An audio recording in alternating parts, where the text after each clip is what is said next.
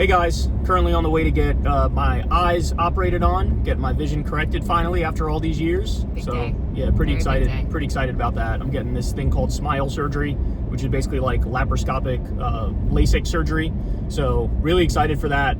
But did want to give you guys a little update. I'm sure you saw the news that broke yesterday that the Wall Street Journal came out with a really big report about a birthday letter that was sent from Trump to Jeffrey Epstein. And the contents of the letter are immensely disturbing. So, Crystal, I know you have that letter right there with you. Yeah, so apparently it was like there was a sketch outline of a naked woman where Donald Trump's signature served as a stand-in for her pubic hair.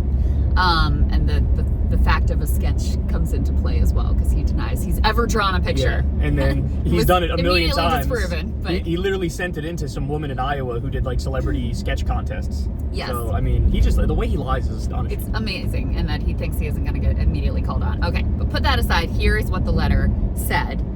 Voiceover, and this is all direct quote, voiceover, : there must be more to life than having everything, the note began. Donald, : yes, there is, but I won't tell you what it is. Jeffrey, : nor will I, since I also know what it is. Donald, : we have certain things in common, Jeffrey. Oh. Jeffrey, : yes, we do, come to think of it. Donald, : enigmas never age. Have you noticed that? Jeffrey, as a matter of fact, it was clear to me the last time I saw you. Trump, a pal is a wonderful thing. Happy birthday. And may every day be another wonderful secret. Just some very normal stuff that you send to your pedophile bestie. Bro, that blows Pizzagate out of the water, dog. Like, Pizzagate, they had to read between the lines hard and really, like, infer a whole bunch of shit. You don't have to infer dick about that. They're just saying it, right? Like, yeah. Hope every day's a wonderful secret? Well, why a secret? What are you secreting, bro? And Trump is going super hard against this, claiming it's totally fabricated. He says he's going to sue the Wall Street Journal. Sue the Wall Street Journal. Said that that Mr. Murdoch had told him he would take care of it, but he, obviously didn't. And so he's suing Wall Street Journal, Rupert Murdoch, etc. All of his flunkies are, going to the mat over claiming that this is fake news. I mean, it's interesting too, because even, people like Megyn Kelly, like people who have been concerned about the lack of Epstein release under Trump, they are buying his line that this is a fake letter, which is just so preposterous to me. Like, the Wall Street Journal knows how high stakes this is, and they would not have published something that they did not have complete and total confidence was real and legitimate. I have, here's one of the responses. He says, the Wall Street Journal printed a fake letter supposedly to Epstein. These are not my words, not the way I talk. Also, I don't draw pictures. I told Rupert Murdoch it was a scam, that he shouldn't print this fake story, but he did, and now I'm going to sue his ass off and that of his third-rate newspaper. Thank you for your attention to this matter, is one of the responses. And he also said he never used the word enigma. Cut to somebody pulling up a campaign rally speech where he uses the word enigma. Of course. So he's just caught. Like, this is just caught red-handed, man. And tell everybody what you told me earlier about the anagram for enigma. Yeah, so somebody pointed out, they're clearly speaking in some pedo code speak. That's obvious. Yeah, obviously they're alluding to some dark secret that they share in common. Gee, I wonder what that could be. Yeah, what could the dark secret be with the CEO of Elite Pedo Sex Crimes Incorporated? Anybody's guess. Who could know, really? And then the word enigma, someone pointed out, is an anagram for gamine, which means young girls. Yeah, bro. Yeah, so now people are speculating that Ghislaine Maxwell is the one who leaked this. And I think that's very possible. So actually, I was just messaging with the Breaking Points team, and Sagar points out that the reporter, at least one of the reporters whose byline is on the story, is like an enterprise reporter focused on Wall Street and finance, who's long had access to, like, Epstein insiders. And so it would make sense that this is sort of like a warning shot from Ghislaine, who is making moves. I mean, she put out that she wants to testify. Her family put out a statement with regard to her appeal to the Supreme Court over her, over her sentence, saying basically, like, I know Donald Trump will want to, as a deal maker, that he will want to honor the deal that the government made that said no Jeffrey Epstein co-conspirators could be charged, because that was the terms of that sweetheart deal that Alex Acosta cut down in Florida. I mean, that was one of the things that made it so outlandish, was it was not only do you basically get off scot-free with a little slap on the wrist, but anyone else, named and unnamed, who is a co-conspirator also gets off scot-free forever. And so she is claiming, and I mean, obviously I believe this woman needs to be locked in prison for the rest of her life, but she's claiming, hey, you made the deal, saying no co-conspirators could ever be charged, so what are you going to do? And we know also, reportedly, that Trump had previously considered pardoning her because out of concern for what she could potentially say. So it feels like she is making moves to basically say, like, look, we're starting here with this little letter, which maybe you have a little plausible deniability on, but we got a lot more shit, you know what, bro. I got in the vault. We got you know what else I could say about you. A lot of ammo that so, you don't know what to do with. So I don't know if that is true, but to me it seems like a very plausible theory, and something, you know, that kind of jumped out at me too, in terms of who would have access to this and who would really have the motivation right now to put it out there. So. Who would have knowledge that intimate? Yeah, it would probably only be Ghislaine, right?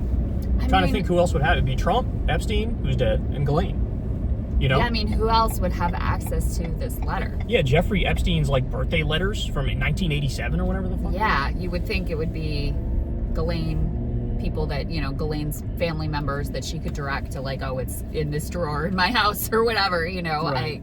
So it does make sense. Whether that's, you know, for sure what's going on, I don't know, but it does have a logic to it. And it also would explain why Trump freaked the fuck out over this, because that's the other thing that we learned too, is it was after the Wall Street Journal came to Trump and asked for comment on this story, it's after that he went down this is a Dem hoax, this was written by Obama and Hillary Clinton and Comey and Brennan or whoever else he threw out there. That's when he started insisting that, oh, actually there are files, contrary to what Pam Bondi was saying, actually there are files, but they were created by the Dems and it's all a hoax, blah, blah, blah.